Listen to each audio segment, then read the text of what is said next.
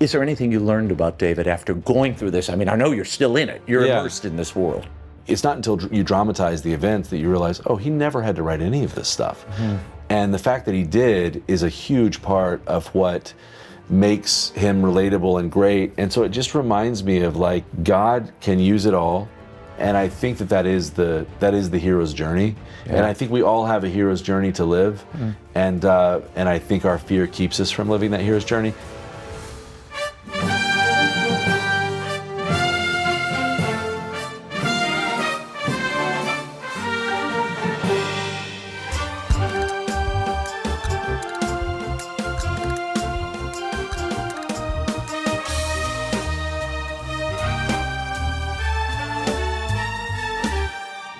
I'm Raymond Arroyo. Welcome to Arroyo Grande. All of us want to live a hero's journey, but how do you do that? The hero's journey is really derived from that story of David and Goliath. In the West, every classic story proceeds from there. Henry V facing the French, Peter Pan versus Hook, and you versus whoever you're fighting this week. Director Jon Erwin has created an epic new series, The House of David, covering the life of King David on Amazon Prime. And it'll tell us in moments how he discovered the hero's journey in his own life and how you can too. By the way, go subscribe to the show right now. Go to YouTube or wherever you get your podcast. Turn on notifications. I don't want you missing an episode. Okay, first, a little free flow. I was thinking about heroes this week. What makes a hero?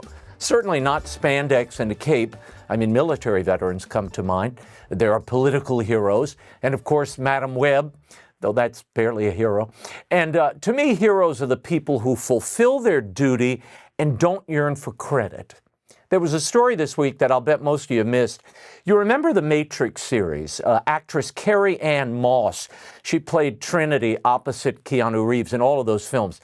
She told The Independent, quote, "After The Matrix was such a big deal, I took a big break to have children and to be with them." Now, it's easy to make that kind of decision when nothing's happening, but when big worldly offers are being thrust upon you, it's hard to turn away. It's like Lizzo at an Ozempic house party, hard to turn away.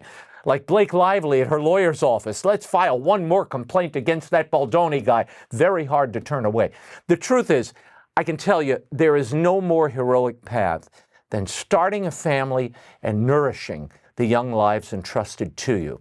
You can't do more important work. Well, how do you know that, Raymond? I do have 3 grown kids, and I know it because I've lived with one of those heroes for 30 years. My wife gave up her career to be fully present to our kids, and now they're grown. Her investment is obvious. If you want to know why society's in trouble, why illiteracy is on the rise, why kids are less connected, less communicative today, take me to the homes of those kids and I'll show you the reason. Time spent with parents. It is hugely determinative in the life of a child. The Journal of Child Psychology and Psychiatry, in a 2014 study, found that an attached parent helped kids regulate their emotions and form healthy relationships later in life. The National Institute of Health and Human Development tracked kids from birth to adolescence. Guess what? The kids with more involved parents were less likely to engage in drug use or skip school. And an engaged parent affects a child's ability to read, healthy outcomes, empathy, and so much more. Time spent with parents, heroic moms and dads who take the time not only to make a new life, but love that life enough to show up and raise it well, it's hugely important. Carrie-Anne Moss said something else here. I want you to listen to this. She said, "I remember being torn, having a little twinge like, gosh, I'm getting offered such great things. That would be such a huge deal.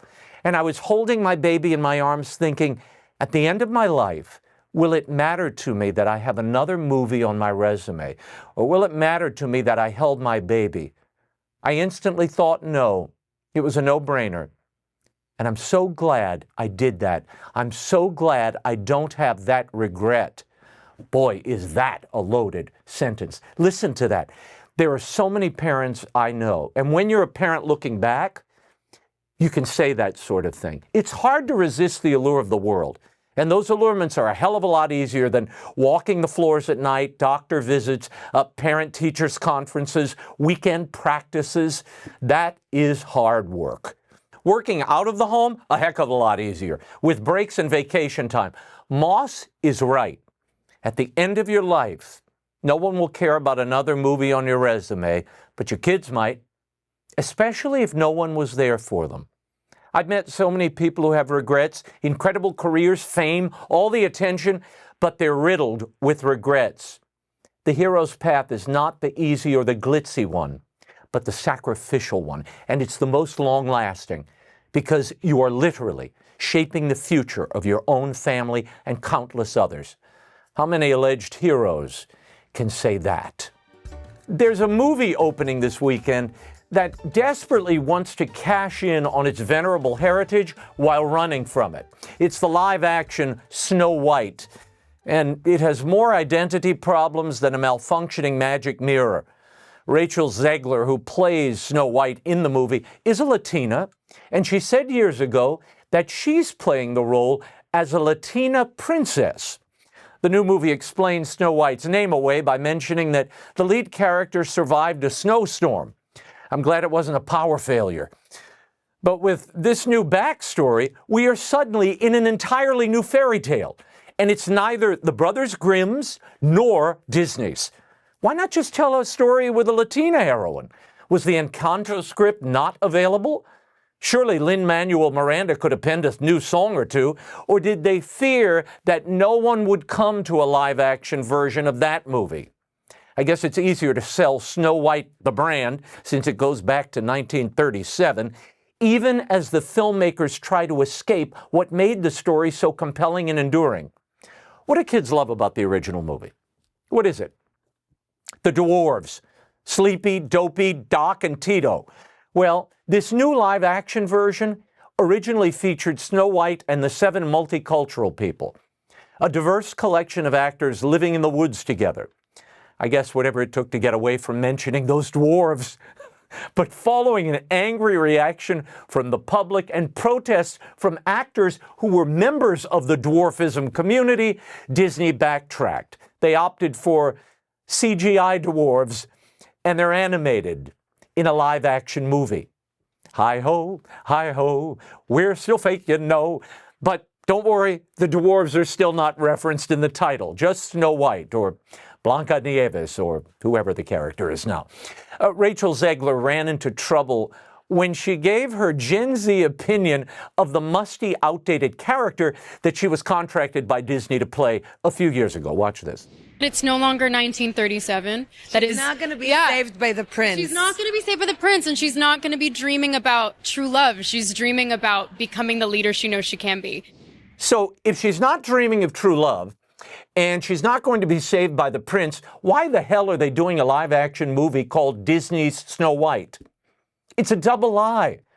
The story does not conform to the Disney masterpiece, and you have a new character called Snow White who bears no trace of the Brothers Grimm Snow White except for the costume. That was Disney's. And since the prince isn't going to save her, they've cut that old "Someday My Prince Will Come" song, replacing it with something called "Waiting on a Wish." Like most people, I'll be waiting for the credits, or maybe for a refund. The movie is expected to be one of the worst openings for Disney this year. And as I've said many times, when the main plot point is that the evil queen is jealous because Snow White is the fairest of them all, it's best not to cast Wonder Woman as that envious queen. You may as well invert the whole storyline and have Snow White try to kill the knockout queen, because Gal Gadot is definitely the fairest of this duo. And it's painfully obvious to anyone watching. That magic mirror is lying to you, Gal. Go get a refund. The other day, Disney hosted a scaled-back premiere, trying to cut their losses by keeping the press off the red carpet. They didn't want bothersome media asking the stars uncomfortable questions like, why did you destroy the storyline? And why do you hate half the audience? Zegler made some political comments earlier this year saying that half of America should have no peace. Go figure. So they staged these painful shots of little girls dressed as Snow White meeting with the stars, while the Disney cameras recorded the forced cuteness. It all went down like a poisoned apple. I love the PR lady doing her own rendition of the evil queen, barking out orders to the kids and Zegler here. Look, Disney needs to retire this whole live-action routine. Whether The Lion King, Pinocchio, Beauty and the Beast, these live-action movies are mostly CGI, which is digital animation with a handful of actors in front of green screens. With the unmatchable original animated classic, this new film feels like the others, another money grab by a company that has run out of ideas. The live-action Snow White belongs not in a Cineplex, but in a nice contemporary glass coffin. And let's hope Zegler is right, and no prince shows up to save this show. Now to our deep dive. Jon Erwin is the director and producer responsible for films like I Can Only Imagine, Jesus Revolution, and American Underdog. His latest project is House of David, an epic retelling of King David's life. It's been topping the viewing charts at Amazon Prime. And I talked to him about the series and how he found the hero's journey in his own life. Here's Jon Erwin. Tell me how being a cameraman in Birmingham, I lived in Birmingham, Alabama. I know it well. And I also know the red wave obsession, well, Auburn, the Auburn, Alabama thing, which I'm not getting into. Roll Tide, that's Roll all I'll Tide, say. I know you're an Alabama boy, true and true. How did that, your father was also a broadcaster, but tell me about how being homeschooled and a cameraman for sports events trained you for this. Well, the reason I say Roll Tide is because when I was 15 years old at the University of Alabama, which I lived about 45 minutes away from, a cameraman got sick about 3 hours before the kickoff to a game. And I was apprenticing for a cameraman in my church, carrying around his tripod. And he called me and he said, get over here right now. Don't tell anybody you've never done this before, but I told him I knew a guy. They're desperate. Get over here right now.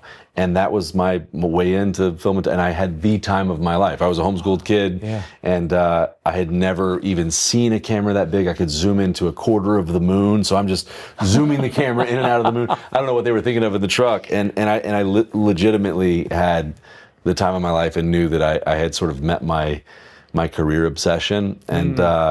And, you know, I had the great privilege of a year later, my dad bought me a camera with money he didn't quite have. We went to Israel with a camera I had no idea how to use to do a little walk and talk documentary. And these stories just came to life in a whole new way. It was my first time to really travel internationally. And when you're in the States, you don't realize that, you know, America is an experiment and it's relatively young on the global stage. And so when you go to a place like Jerusalem, you just feel the energy of thousands of years of story. And I felt that, and I went to King David's tomb. And the obsession with what would become House of David started right there. But what I had was the ability, and what I would recommend to anyone is you know, Malcolm Gladwell calls it the 10,000-hour rule of just the time it takes to hone your craft, and celebrating that time of learning and learning to do what you do. And I just had the privilege of starting that journey very, very early. Wow. And I'm grateful. And what was your father's influence? I mean, he was a broadcaster in Birmingham. He was a broadcaster. He was a radio host at, and then a two-time state senator in Alabama. But he was at a 50,000-watt station called WDJC. He was in talk radio. So before I was 10 years old, I was sitting behind a mixer at his radio station helping. And he's, you know, what I love about my dad, first and foremost, is he's just a dreamer. And he said, when he bought me that camera, he said, dream bold, dream big, dream the impossible. And sometimes, you know, you have to have the audacity to believe in what's possible. And I learned that from him, and I love him, and he's our biggest fan, and the beginning of my journey. And then you worked for a time with Alex Kendrick on Courageous. So I did. My brother and I were music video directors at the time, and we were working Amy in Grant, Nashville, and you're doing a bunch of them. Started with Michael W. Smith and Amy Grant, but it was a career at that point. And I went to direct second unit on a movie for Alex Kendrick, Stephen and Alex, who are wonderful guys, called Courageous. I went in to help them with a camera they wanted to use called the Red One, and then also to direct their action sequences. they were making movies primarily with church volunteers. It was a real Cinderella story. Yeah. Well, they wanted to do a police drama with action sequences involving cars. You should never combine this ever with church volunteers. People will die. Not be good. A real bummer of a Sunday. And so I went in with a smaller team of professionals to do the stunt work and action sequences in that movie. And Alex asked me, he said, right off the bat, as Southern Baptist as he is, he said, what's your purpose and the purpose of your work? And I could not answer the question. Couldn't stop thinking about the question. Oh. So that was really a moment where my career fused with a life's calling. And how did you answer it? What is the answer? It's a great question of like, I'm an entertainer first and foremost. That's my job. But the idea to tell stories that could be life-changing to other people, and to jump off the cliff of, instead of being like, I joked around at the time, I was like the Han Solo of Christianity. Like, if you have a ship, or if you have money, I've got a ship, I'll fly you somewhere. The rest is your problem. And that led to making independent films and raising money for them. Very scary transition. Yep. And then, each film built on the last, and then it was I Can Only Imagine was the breakout film. And Jesus Revolution, and on and on and on. And you work with your brother, Andrew. Yeah. Mm-hmm. What does Andrew bring to the game that you lack? You know what's interesting? Oh, man, a lot. It's a great question. And you know what? It started with Andy and I as brothers, and then it's now grown to this group of filmmakers that John Gunn, who's here, works with us, co-directed this, has written. We co-wrote 5 movies together, including Jesus Revolution, and obviously Dallas Jenkins with The Chosen. Britt McCorkle, who co-directed Jesus Revolution with me, is now co-directing the sequel to I Can Only Imagine with my brother right now. So it's become this group of filmmakers at this cool unprecedented moment in time in our industry. And Andy he's great with the human element, as is John Gunn. He's great with actors. He's great with the emotion of a scene. And I'm both a writer and then also a very sort of technical filmmaker. And so I think a lot of times, film in its nature it's a symphony of art. And it's all these art forms bundled together. So it really is collaborative at its heart. Yeah. And when you embrace that, you can do so much more than you could ever do alone. And so that collaboration started with Andy and I, and has now grown out to this group of filmmakers. It's a really cool moment. You've got all these Irwin adoptees. Yeah, right. The family is exploding. I don't know whose name would be on the masthead, but we've all done great work independently. But when we do it together, there's just a magic to what we can achieve. And so if you think about, right now, I'm busy making House of David. My brother's working on the sequel to I Can Only Imagine. Dallas Jenkins is going into the big season 6 of The Chosen, and it's just amazing to see all that's happening. It really feels like an unprecedented moment in an industry. Tell me about David. David is obviously an archetype. Yeah, that's right. For I know you're a big fan of Hero of a Thousand Faces. That's right. Yeah, you've done your research. And the hero's journey, which he went off the rails here and there, but of course the core idea is really a good one. Tell me how David is the archetype for that reluctant hero and the chosen one. I feel like David is the origin of the origin stories, in the sense that I'm a sucker for Lord of the Rings, Star Wars. One of George Lucas's great influences when he made Star Wars was this book, Hero with a Thousand Faces, by Joseph Campbell. The concept of that book is that there's these mythic archetypes that are common in a bunch of stories. I've thought a lot about, why do we need these stories, these hero's journeys, these destiny stories? Why do we? And I think we're wired to need a savior. Like in our soul, we are wired for a savior. And I think we're also wired to crave purpose and meaning to life in a way that we have a destiny and a role to play in something meaningful that's bigger than we are.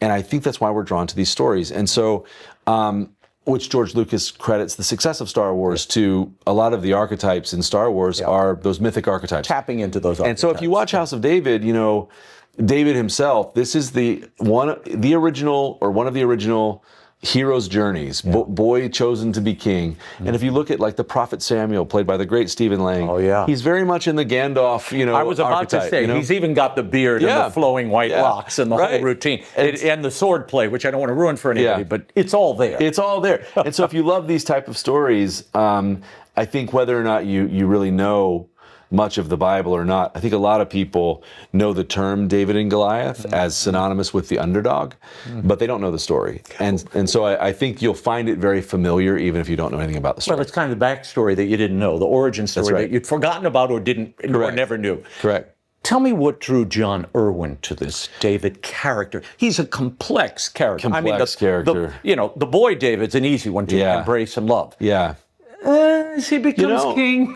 I think that's, here's what I find interesting about it. There's a line where Stephen Lang says to Michael in the series, who plays David, he says, there's great passions that rage in you, and this will be your blessing and this will be your curse. And basically the greatest war will be within. So David, I find these personalities that can accomplish great things, they are equal into the mistakes that they can make, and this is in a person. So as a filmmaker, I find that very interesting. Why is this David different? And why should people care about a king that lived thousands and thousands of years ago? What's interesting is they say, first of all, the stories are relatable and incredible. Yeah. There's a reason I tell the story. I remember when Amazon executives first read the scripts, they're like, these scripts are really good. I'm like, it's based off a bestseller. You should check it out. And so there's a reason that these stories echo through time.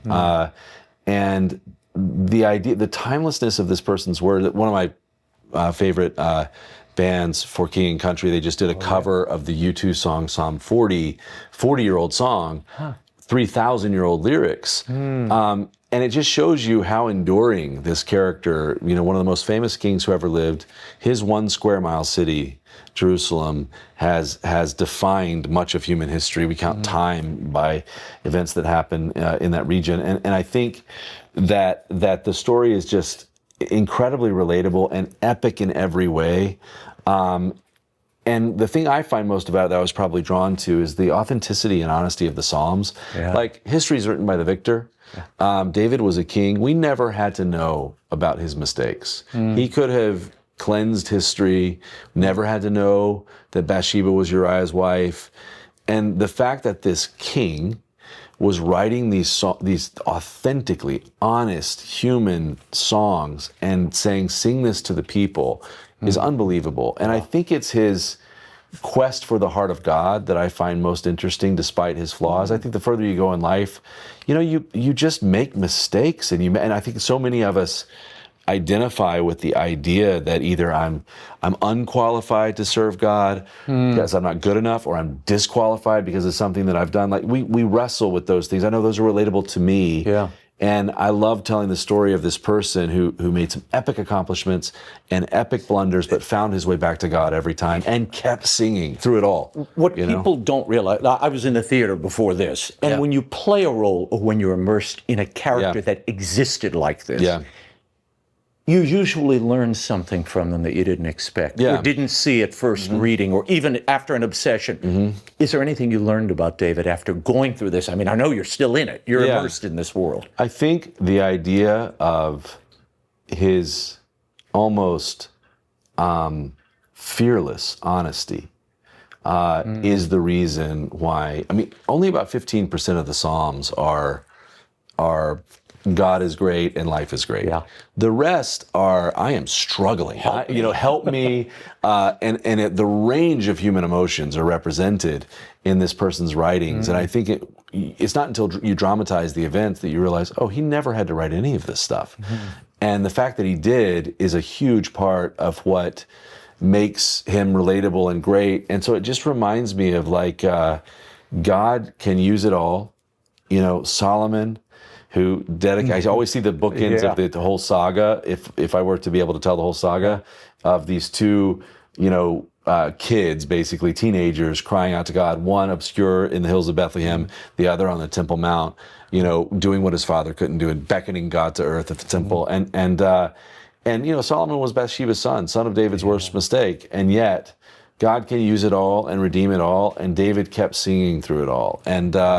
And that is a lesson for me, What's the difference between doing, and I know there's a big difference, between doing a feature and doing this television full immersion. And I imagine you want to go through the whole saga. I mean, it is the House of David, not the Child of David. Again, the power of our unified voice as believers is what affords us this moment to do an Amazon Prime Global original and have creative control.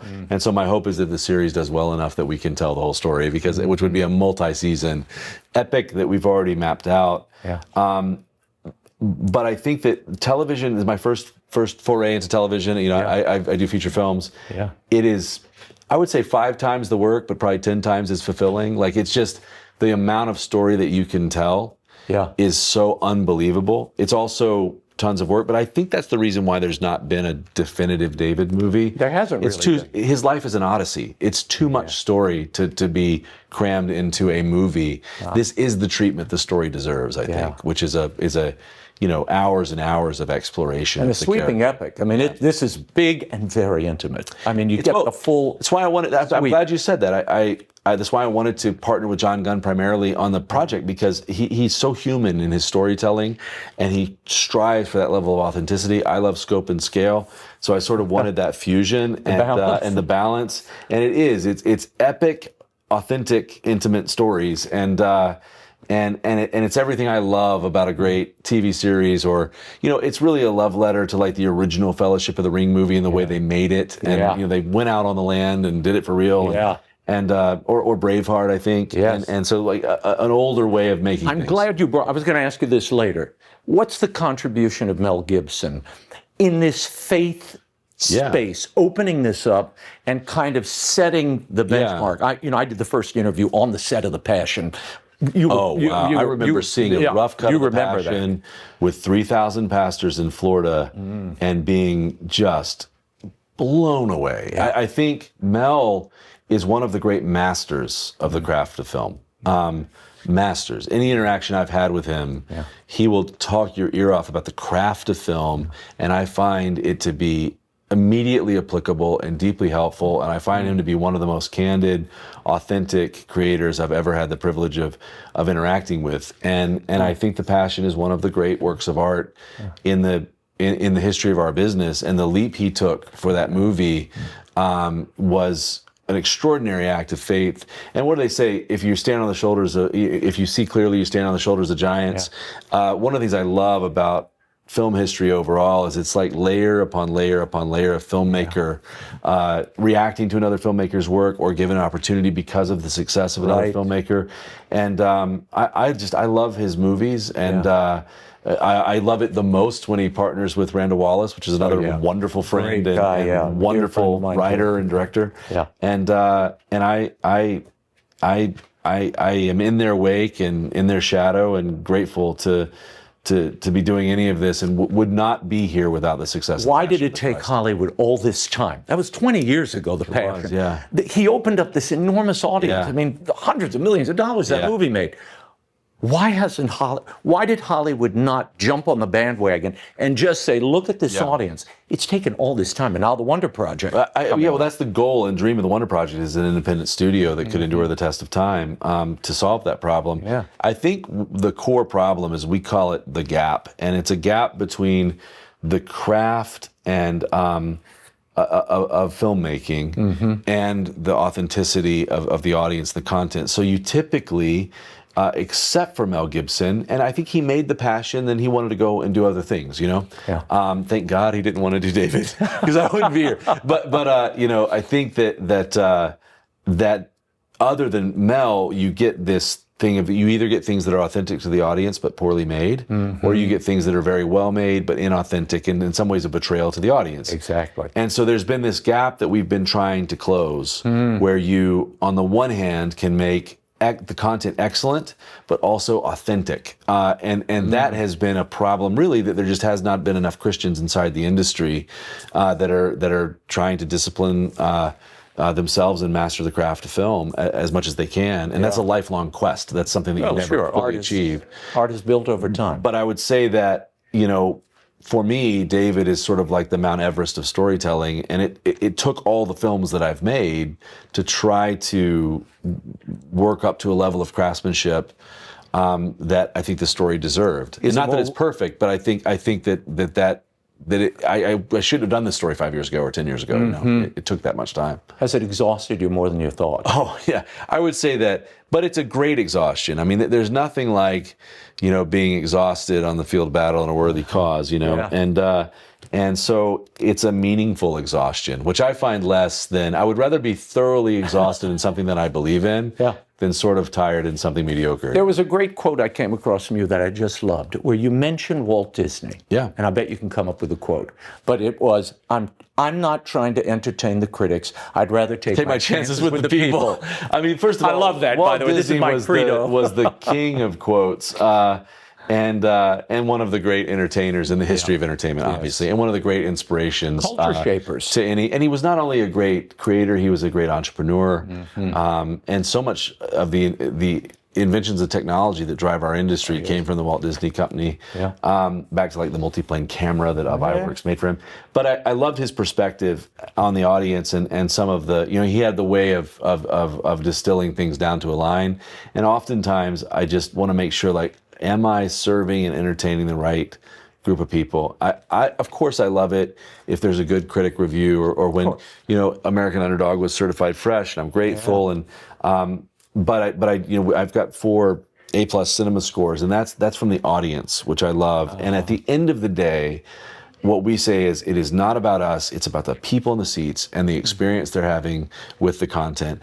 And that's it. And we are there. It is such an incredible thing to me to think that people are going to enter a theater or gather around a television set and they're going to watch something that I made instead of something that James Cameron or George Lucas made or whoever.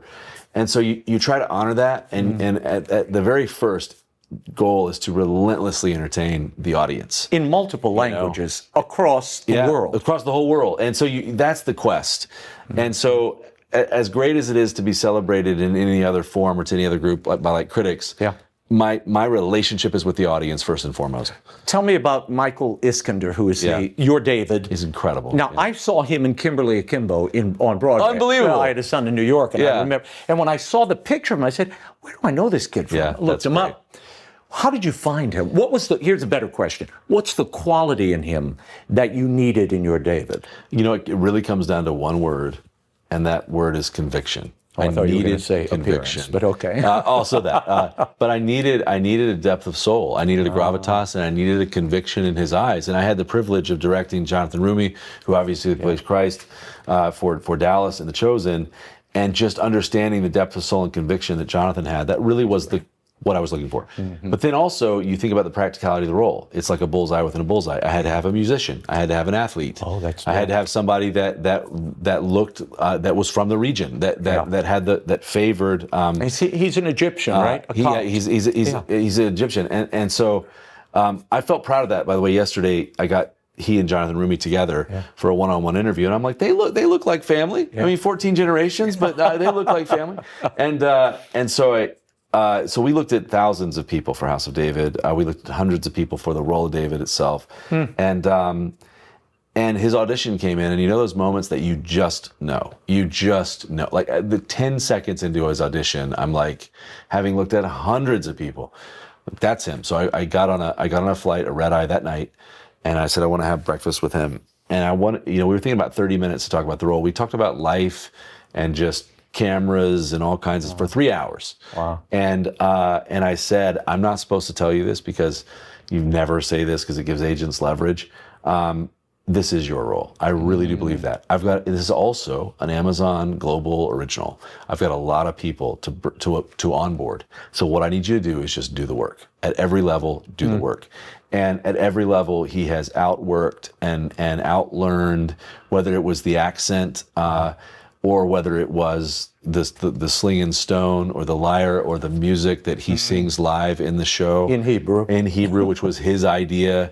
I feel like a coach that is so proud of an athlete that is becoming a superstar right in front of you. So I remember the third day of filming, I think he came over and he's like, except for Kimberly Kimbo, he's like, that was good, right? Was that what you wanted? I'm like, yeah. He's like, I know you know this, but man, this is my first job, and I just want to do a good job. So he has this great sensibility about him, but also a depth of soul that is far beyond his years. What do you want people to wrestle with? I think most filmmakers want audiences to wrestle with something Yeah. in the story they're telling. Yeah. This is such an epic. What do you want audiences to wrestle I with mean, here? I want people to wrestle and with the idea that we have a destiny beyond the life we're living. Typically, like there is something, there's a whisper that is scary, that is far beyond your comfort zone. That's the great adventure. Yeah. I like that. Obviously, we're working with Amazon on the show, and Jeff Bezos said, "You can live a life." But I agree with this quote: "You can live a life of." You can live a life of ease, or you can live a life of service or adventure, but you can't do both. And so, the idea of David stepping beyond his fears, stepping into his destiny, and all that came with that, which a big theme of the show is the cost of destiny. There is a cost. Do you feel you've done that here with this project? I do. I feel like, I was talking to John Gunn about this. We jumped into television, man. This wasn't like, we didn't do like network television or Hallmark, or we just jumped in. Went into the epic. Deep end. Yeah. Historical epic, why not? Yeah. So I do think that there's a great joy into jumping into something that is far beyond your comfort zone or far beyond what you know how to do. And it's like jumping out of an airplane with the components of a parachute, and just assembling them on the way down. I'll figure this out. But I'm telling you, I learned way back working with Alex Kendrick on the movie Courageous, there's no greater feeling vocationally than when you unify your craft or with a life's calling and a life's purpose. And suddenly you're doing something that you're trying to get better at, but you're doing it for a purpose beyond yourself. That's a magical thing. But it's often a scary thing. And I think the most meaningful moments in my career have been when I've jumped off the ledge of my comfort zone into no a new wings. endeavor. Yeah. And I think that is the hero's journey. Yeah. And I think we all have a hero's journey to live. And I think our fear keeps us from living that hero's journey. So I hope that people watch the series. I hope people watch the series and read the Psalms, because they're so relatable. But then I hope they ask the question, okay, what am I supposed to do? Like what is that inner voice telling me to go do that might be scary and beyond my comfort zone? Okay, these are real quick questions because I know you got to go, and you've done it, and you've got many more people It's a great conversation. Arroyo, I ask everybody these Arroyo. It's my Arroyo Grande questionnaire. Okay, great. You ready? This is what's the interview? James Lipton used to do this. What is your favorite swear word? That's right. I won't ask you that one. But I Who's the understand person you most admire? Who is the person I most admire? I would say that I admire many, many people. Like, I love a great biography, and I love to learn from the stories of others. So, of course, I think right now in the moment that I'm in, I would say David. Probably 6 months from now when I'm directing this movie, I would say George Washington. But I you think may say Martha Washington. Who knows? But there's something about gleaning from other people's stories, and a lot of that is whatever story I'm presently telling, or maybe a book I've read. But I'm fully immersed in the story of David right now. What is your best feature?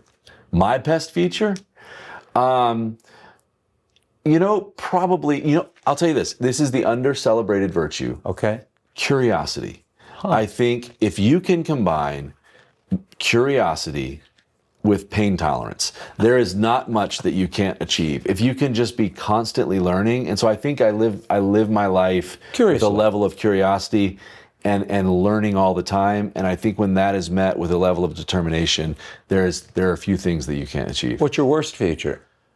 Oh my gosh, my worst feature is probably just the uncontrollable personality of the artist. Like, if you're like, I'm an ADHD nightmare, but my biggest battles are within. My biggest battles are with myself. Sometimes I feel like I'm the greatest villain to my own story, and that's, I think, one of the reasons why I like telling stories, whether it's David or whether it's a Jesus Revolution. I like these stories of imperfect people that are very flawed that God still uses, because I feel like I fit right in. We all do. Yeah. What is the thing you know that others don't know? I know, boy, that's a great question and a loaded question. It is. I know that I think the thing that that would be most helpful to people listening is, I know that it just takes longer than you think, in the sense that the spark of curiosity for David happened when I was 16 years old. The first script I wrote for a movie on David was in 2012. And success is long obedience in the same direction. If you genuinely feel like you're called to do something, just keep going. It's going to take a lot longer than you think, and then you're going to get to this breakthrough moment. And I think there's not a lot of failures in terms of stories. There's just a lot of incomplete stories in the sense of there's not a lot of bad films, there's just unfinished films, sometimes we say. And I think sometimes people give up, and you never know when that breakthrough moment where the fog clears was right around the corner. And you stopped too early. And you stop too early. So if I can give any advice to anybody is if you really feel like you're supposed to do something, as long as you're learning, as long as you're curious, don't give up. You just never know when that moment is right around the corner. Final question. What happens when this is over? Oh man, I take a nap, I think is, but I'll tell you what I really dream of, and this is the dream of the Wonder Project, is you think about the most profound outcome that could come from all this. Somebody should make a documentary sometime of the 25-year mayhem that has led to Faith Film and the reemergence of this type content and the yahoos that God has used to do it. But my hope, the outcome that I would be most like this made the journey worth it, is if you watch the House of David trailer, the first title card that comes up is the MGM logo, Leo the Lion. It says 100 years of entertainment. My hope is that a lot of these successes for movies and television can coalesce into an institution that can last 100 years and really allow us to tell these stories on a global scale long after I'm not able. So I joke around that I'd love to see a studio last 100 years. I'd love to get it halfway. If Clint Eastwood can do it, I can do it, you know. But the idea is that would be a transcendent outcome that my hope and prayer and strong belief is that there's now this group of creatives and we're willing each other on to success. We're competing in the best sense of the word, just trying to one-up each other. Like, you know, I remember seeing every version of Dallas Jenkins' scene of Walking on the Water. I was shooting the Jesus Revolution movie with Keese, his DP, so we were looking at every version on Keese's phone, and I was calling Dallas.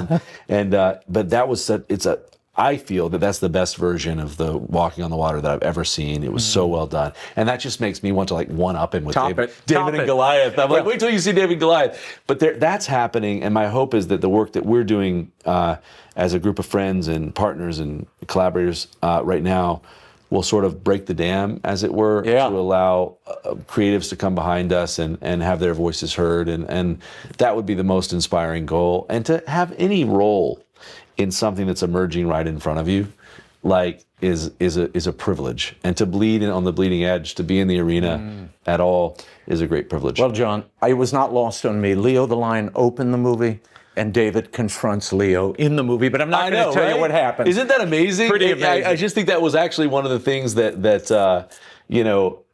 Samuel says to David in the show. God doesn't look on the outward appearance; He looks in the heart. That's what's in the Bible. And then we add, and you have the heart of a lion. You know, and what do lions do? They roar. He tells them. And so the fact that the trailer opens with Leo the Lion and MGM is a good omen, I think. It is indeed. So it's great. Jon Erwin, great interview. We could have talked for hours. Okay, here's the whole. House of David is on Amazon Prime, and it's worth watching with your family. But after I spoke to Jon, I thought, why was David able to whip Goliath so badly? Well, like every small person who takes on a big entity or a tiny hero who takes on a huge villain, he flipped the script on Goliath. The Philistine warrior thought he was fighting a conventional enemy with swords and shields, a battle of strength. But David brought a stone to the knife fight. His surprising ingenuity, leaning into his own strength, gave him the victory. He also had unflinching faith, a tested faith. At one point, he says, "The Lord has delivered me out of the paw of the lion and out of the paw of the bear. He will deliver me out of the hand of this Philistine." That determined faith, coupled with ingenuity, made him a hero. And the thing Jon said about jumping off the edge of your comfort zone with faith, that really is the hero's journey. I'm going to share the story of some personal heroes in the weeks ahead. I hope you won't miss that. Mother Angelica and a father-son team that we just interviewed that is so inspiring, moving. Anyway, I hope you'll come back to Arroyo Grande soon. Why live a dry, narrow, constricted life when if you fill it with good things, it can flow into a broad, thriving Arroyo Grande? I'm Raymond Arroyo. Make sure you subscribe and like this episode. Thank you for diving in, and we'll see you next time. Arroyo Grande is produced in partnership with iHeart Podcasts and Divine Providence Studios and is available on YouTube, the iHeart Radio app, or wherever you get your podcasts.